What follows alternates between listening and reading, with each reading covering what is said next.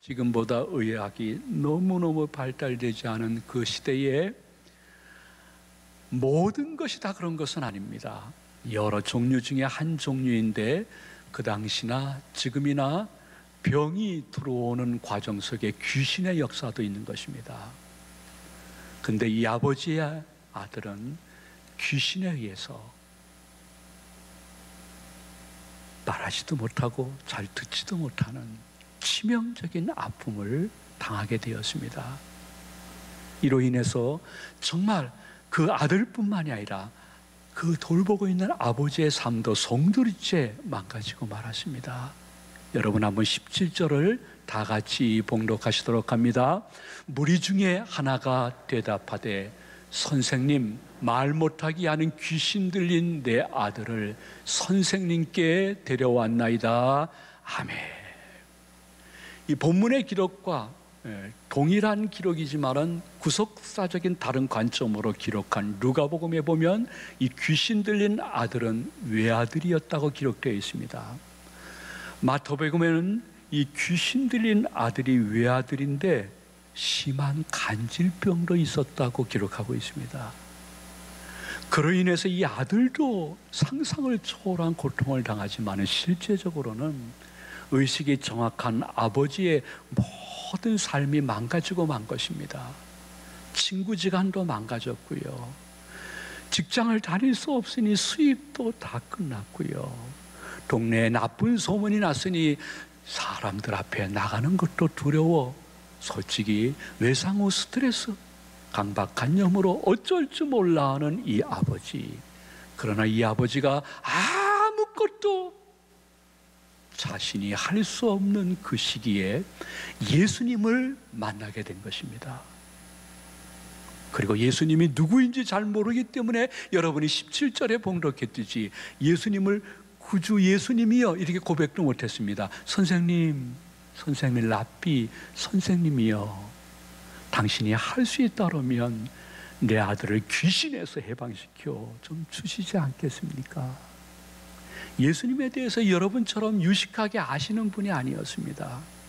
그러나 예수님은 틀림없이 내 아들과 내 삶의 모든 얼매인 거기에서 다시 해방시켜 주시고 새로운 삶을 허락해 주실 수 있는 능력의 선생님인 정도는 될 수 있다고 믿었기 때문에 그 믿음대로, 그 소원대로 예수님이 그 중심을 보시고 해결해 주시는 그분은 지금도 부활하셔서 여러분들과 함께 해주시는 구주 예수님이신 줄로 믿으시기를 바랍니다. 예수님이 그의 믿음을 보시면서 25절에 이렇게 말씀하셨습니다. 선포입니다. 우리 다 같이 봉독하도록 합니다. 곧 그 아이의 아버지가 소리를 질러 이르되 내가 믿나이다. 나의 믿음 없는 것을 도와주소서 하더라. 아멘. 여러분에게 한번 이러한 질문을 올리겠습니다. 그냥 마음속으로만 대답해 주시면 좋겠습니다.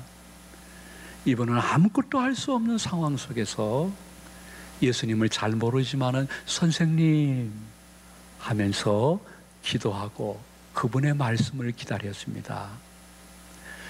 예수님을 구주로 영접한 여러분들은, 혹은 세례받은 여러분들은, 혹은 직분받은 여러분들은 지금 그 아무것도 할 수 없는 듯한 상황 속에서 그 사람 앞에서 이분처럼 기도하고 계십니까? 강청하고 계십니까? 예수님의 말씀을 기다리고 있습니까? 이 코로나는 우리를 점점 어디로 모는 거 아니? 한때 베드로처럼 예수님의 제자인 것이 드러나지 않기 위해서 예수님과 멀리 의식적으로 떨어졌습니다.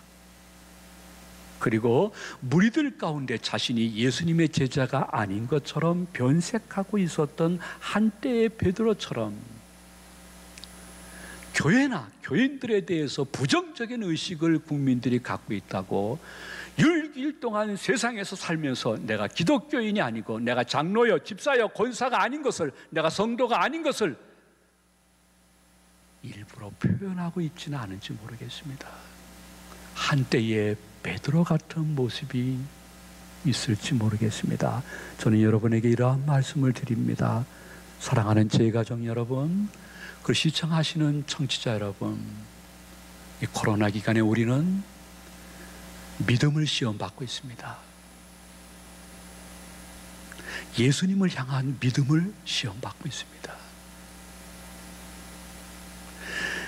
이 아버지처럼 예수님을 선생님 정도로 알면서도 예수님께 강청하고 그분의 말씀을 기다리는 성도인가 아닌가, 예수님을 예수님답게 영접하고 그분 곁을 떠나지 않으려고 노력하는가 그렇지 않은가, 아무것도 할 수 없는 것 같은 그 상황 속에서 아직 예수님이 내 곁에 계시기 때문에 나는 할 수 있어, 하면 된다, 해보자 하고 일어나는 흔적이 있는가 없는가, 이 시험이 우리들 가운데 다가오고 있는데 이 시험에서 여러분들은 승리할 수 있는 성도님들 되시기를 진심으로 소망을 드립니다.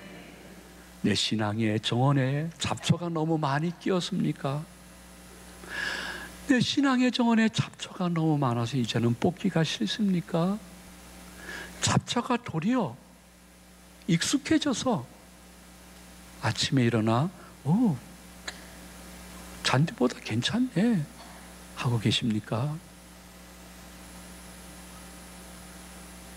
시 가서 성경 읽기와 그럼에도 불구하고 주의정의 설교 듣기와 일주일에 한 번이라도 가정 예배와 짧지만 강렬한 기도를 통해서 내 신앙의 들녘과 정원의 잡초를 점점 뽑아내고, 나는 할 수 없으나 예수님이 함께 하시면 틀림없이 다시 내가 일어설 수 있고 이 일이 될 수 있다는 믿음을 가지고 그분과 아름다운 동행하는 증거를 보일 수 있는 하나님의 거룩한 백성이여 생동감 있는 예수님의 제자들이 되시기를 소망을 드립니다. 저는 여러분에게 코로나19를 통해서 제 마음속에 가졌던 생각을 말씀을 드리고 싶습니다. 어느 날 문득 이러한 생각이 들었습니다. 왜 아버지 하나님은 코로나를 한순간에 전 세계에서 전멸시킬 수 있는데 1년 7개월이 되도록 계속 놔두실까? 하나님의 어떠한 섭리, 뜻이 계실 것 같은데 하는 생각이었습니다. 우리는 코로나로 인해서 신앙생활에 여러 명이 축소되거나 완전히 폐쇄되고 말았습니다. 우리 한번 기억해 봅시다. 예배도 축소되었습니다. 기도회도 축소가 되었습니다. 여러분이 그렇게 기쁨으로 하던 예수 이름 의지하여 섬겼던 섬김, 나눔, 베품 모든 사역이 중단되고 있습니다. 물론 4개의 전도대도 전도 안 한 지가 2년이 다가오고 있습니다. 모든 해외 선교라든지 선교사님과의 깊은 교통과 단기 선교도 완전히 폐쇄되고 말았습니다. 우리 같이 혹은 식당에서, 카페에서 이런 표현들에서 죄송해요, 예수 안에서 친한 분들끼리 만나서 제잘 되면서 즐겁게 대화하고 기도 제목을 나누던 친교도 완전 중단되었습니다. 커피 한 잔 같이 마시지 못하고 있습니다. 그리고 간식도 교회 안에서 먹어본 지가 오래되었습니다. 그리고 인사도 잘 할 수가 없습니다. 악수도, 그리고 이런 인사도 서로 꺼리고 있습니다. 거의 모든 신앙의 내외적인 경건 생활이 다 축소 혹은 폐쇄된 지금 이 상태에서 하나님 무슨 뜻이 계시는지요? 우리들에게 주시는 어떠한 음성은 무엇인지요? 생각해 보면 결론은 딱 하나밖에 없는 것 같습니다. 얘야, 모든 게 축소되고 모든 것 중단되었다고 하면 한 가지 경건에 집중해야 된다. 그것이 코로나 속에서 내가 주는 너를 향한 하나님의 음성이다. 그 한 가지가 무엇인지 압니까? 모든 것을 할 수 없으니 한 가지 경건에 집중해라. 그 한 가지 경건은 성경 읽기와 기도입니다. 기도와 성경 읽기입니다. 그것은 어떠한 코로나, 어떠한 제도, 규제에도 감히 건드릴 수 없는 나만의 의무여 특권인 것입니다. 아버지 하나님은 이번 코로나 기간을 보내면서 또 다른 데 많은 거 신경 쓰고 힘을 쓰고 시간을 내고 애를 썼는데 일평생 네가 잊지 못할 경험 하나 했으면 좋겠다. 원래는 성경 말씀을 읽고 성경 말씀을 그대로 믿으며 짧지만 강력한 기도 외에는 어떠한 것으로도 내 능력이 너에게 들어갈 수가 없다고 29절에서는 이렇게 예수님이 말씀하셨습니다. 우리 한번 다 같이 29절을 봉독하기 전에 누가복음 12장 6절을 봉독하도록 합니다. 참새 5마리가 두 아사리온에 팔리는 것이 아니냐. 그러나 하나님 앞에는 그 하나도 잊어버린 바 되지 아니하는도다. 너희에게는 심지어 머리털까지도 다 세신 바 되었나니 두려워하지 말라. 너희는 많은 참새보다 귀하니라. 아멘. 여러분, 한 사람 한 사람의 머리털까지 세신 바 되시는 섭리의 하나님, 참새 5마리가 몇 분에 팔리는 것 과정도 다 지켜보시는 하나님이라면 코로나 속에서 우리들에게 하나님이 주시는 강렬한 교훈은 무엇일까? 29절입니다. 우리 한번 다 같이 봉독하도록 합니다. 이르시되 기도 외에 다른 것으로는 이런 종류가 나갈 수 없느니라 하시니라. 아멘. 여러분, 의무가 아닙니다. 저는 특권이라고 생각합니다. 아무것도 할 수 없는 이 시기에 여러분들이 이번 가을을 말씀 읽기와 기도, 그리고 기도와 말씀 읽기가 여러분의 경건이 되어서 그 두 가지를 통해서 하나님의 능력과 은혜와 사랑과 축복이 여러분 가정 구석구석에 임하는 것을 볼 수 있는 체험적인 성도님들 되시기를 축원해 드립니다. 그렇기 위해서 성도님들 TV 시청 시간을 좀 줄여야 됩니다.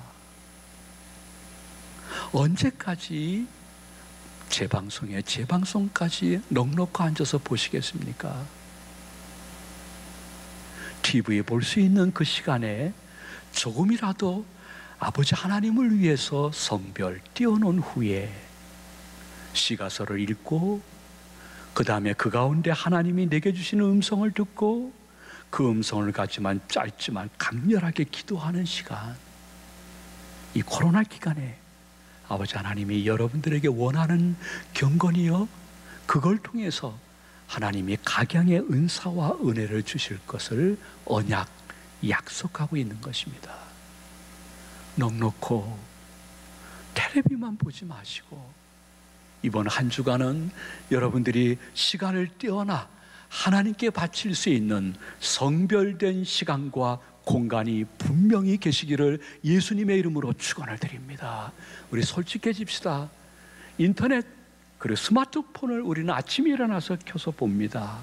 그거를 낮에도 혹은 무의식 속에 계속 저녁 때까지 보게 되어지면 스마트폰의 모든 기사들 거의 외울 정도입니다. 사진들, 잔영이 꿈속에도 날 정도로 우리는 계속해서 신문기사나 스마트폰에 있는 기사를 거의 외울 정도로 보고 있습니다. 근데 성경은 절대 안 봅니다. 성령의 역사일까요? 악령의 역사일까요? 그래서 우리가 조금이라도 스마트폰을 내려놓고 그리고 마음속에 아버지 하나님의 말씀을 나에게 들려주는 시간을 제가 가질게요. 시가서를 통해서 말씀을 읽어 나갈 것이 얼마나 좋은가 하면요, 시가서는 여러분이 지금 당하고 있는 그 처지에 똑같은 처지를 당한 분들이 아버지 하나님께 올린 시요, 기도요, 간구의 내용이 너무나 생생하게 기록되어 있기 때문인 것입니다. 스마트폰을 조금 닫아놓고 우리는 사람이나 상황이나 현실을 판단하면서 그 무엇과 누구를 부정적으로 이야기하거나 수군대거나 혹은 비난, 비판하는 말을 거침없이 하는 모습을 보면서 하나님이 너 영적으로 좀 마스크 좀 써라 하는 소리를 좀 들었으면 좋겠습니다. 그리고 우리가 거리두기를 철저하게 하듯이 나의 잘못된 과거의 신앙의 습관, 거기에 좀 거리를 좀 두셔야 됩니다. 텔레비가 아니면, 그것을 볼 수 없으면 마음에 불안할 정도의 내 모습, 정상은 아닙니다. 잘못된 습관과 조금 거리를 둬야 됩니다. 스마트폰이 없게 되어지면 단 10분도 혹은 1시간도 견디기 힘든 분들이 계시다고 하면 기억하십시오. 잘못된 그 습관과 조금 거리를 둬야 됩니다. 왜? 마스크는 쓰면서, 거리는 두면서 왜 잘못된 나의 습관과 거리 두기를 하는 데는 주저하고 있습니까? 예배 끝나면 내 모습이 일주일 전과 똑같아집니까? 이것이 성령의 역사입니까? 다른 영의 역사입니까? 한번 영분별의 의사를 생각하면서 여러분이 마음속에 기억해야 될 것은 야고보서는 이렇게 말씀했습니다. 너 설교는 잘 들으면서 행함이 계속 얻게 되어지면 너 그 집뿐 맡아서도 몇십 년 교회 다녔어도 넌 죽은 믿음이다. 살아있는 생동감 있는 믿음이 아니다. 선한 영향력이 없는 믿음이라. 야고보서 2장 14절과 17절에서 여러분에게 이렇게 말씀해 주고 있습니다. 우리 다 같이 한번 자신을 바라보며 봉독하도록 합니다. 내 형제들아, 만일 사람이 믿음이 있노라 하고 행함이 없으면 무슨 유익이 있으리요? 그 믿음이 능히 자기를 구원하겠느냐? 이와 같이 행함이 없는 믿음은 그 자체가 죽은 것이라. 아멘. 저는 여러분들이 획 정신이 돌기 전에는 부처님을 믿을 것 같지는 않습니다. 성모 마리아를 믿을 것 같지도 않습니다. 아마도 교주도 따르지 않을 것 같습니다. 여러분들은 일평생 예수님만 모시고 살 분들인데 예수님과 그의 말씀과 그분께 기도하는데 왜 이렇게 자꾸만 거리두기를 계속하며 그것이 아무런 내 마음속에 죄책감도 없습니까? 예수님은 여러분에게 말씀하십니다. 너 할 수 있어. 하면 돼. 해봐. 내가 같이 네 곁에 있을게. 유명한 개그맨이요, 국민 MC시죠. 그분은 아주 어렸을 때 너무 찢어지게 가난한 집에서 성장했다고 합니다. 어머님은 기성예배를 낼 수 없어서 아이들이 학교 올 때에 학교 정문을 청소하는 그런 아픔도 겪으며 이 어린 소년 마음속에 무슨 생각이 들었는가 하니 웃자, 웃자. 웃으면서 이 현실을 이겨내자 하면서 그는 학창시절의 꿈이 나는 개그맨이 될 거야. 그래서 나도 웃고 다른 분들에게도 기쁨을 주고 돈을 벌면 나누면서 살 거야. 그 꿈을 포기하지 않았다고 합니다.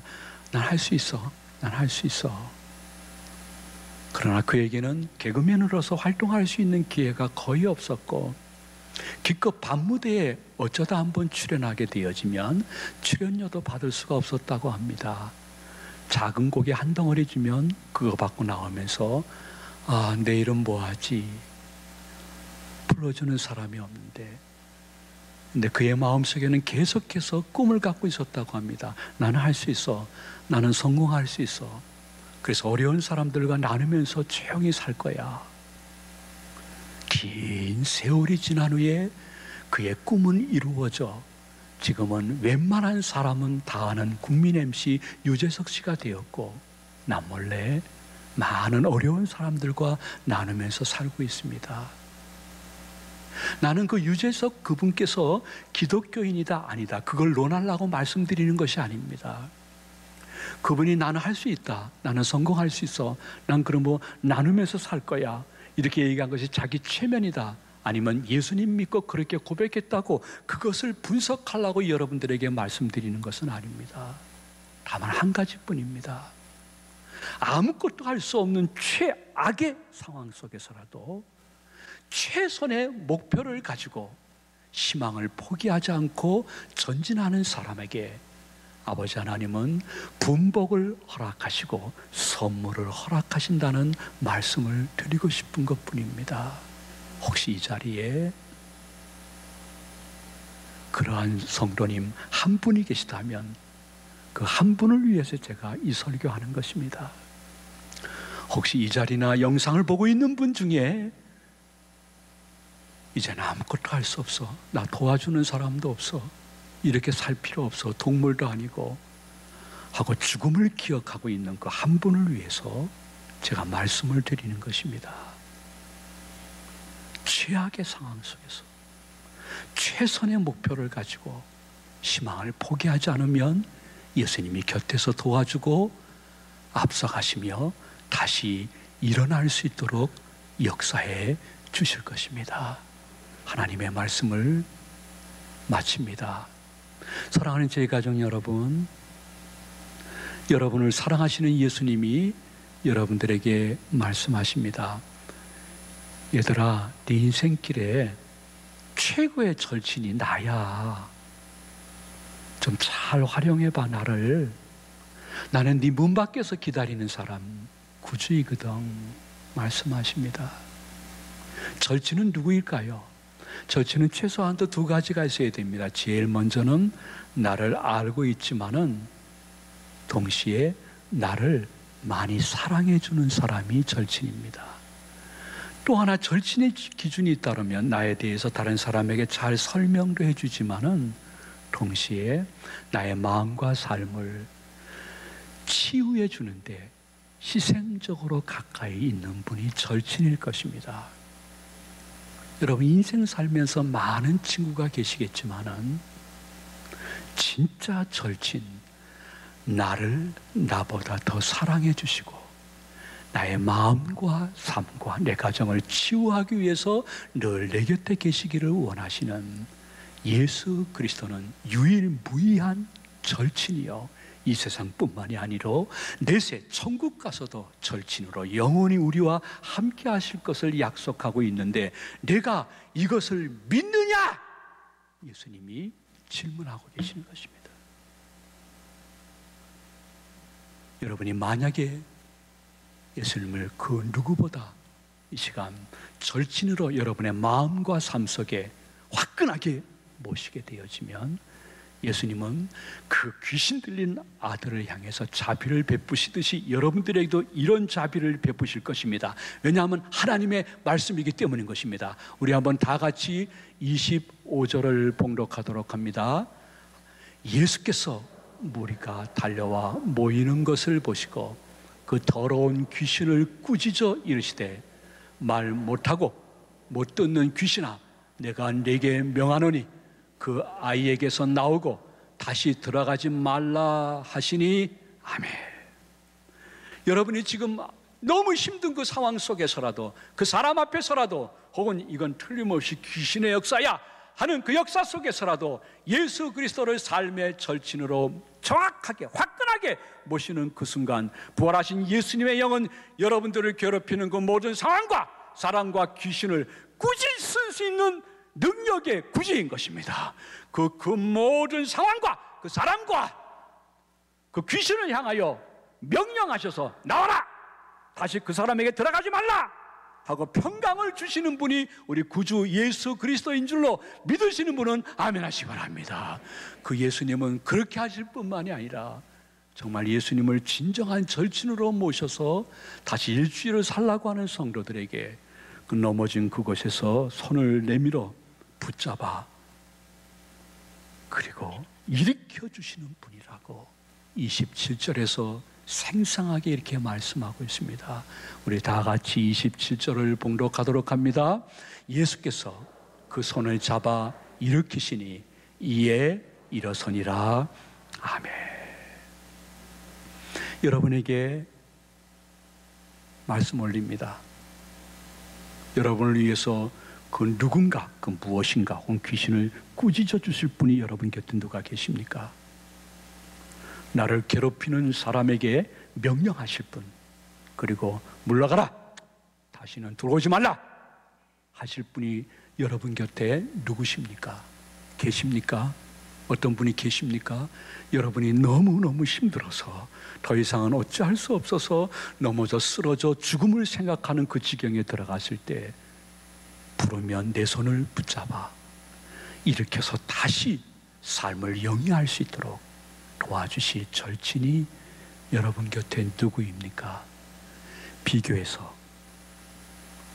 비교할 사람이 없으면 좀 더 화끈하게 예수님을 삶 속에 모시고 그분의 말씀을 읽고 그분께 짧지만 강렬하게 기도하며 다시 일주일을 살아갈 수 있는 예수님의 제자들이 되시기를 축복을 드립니다.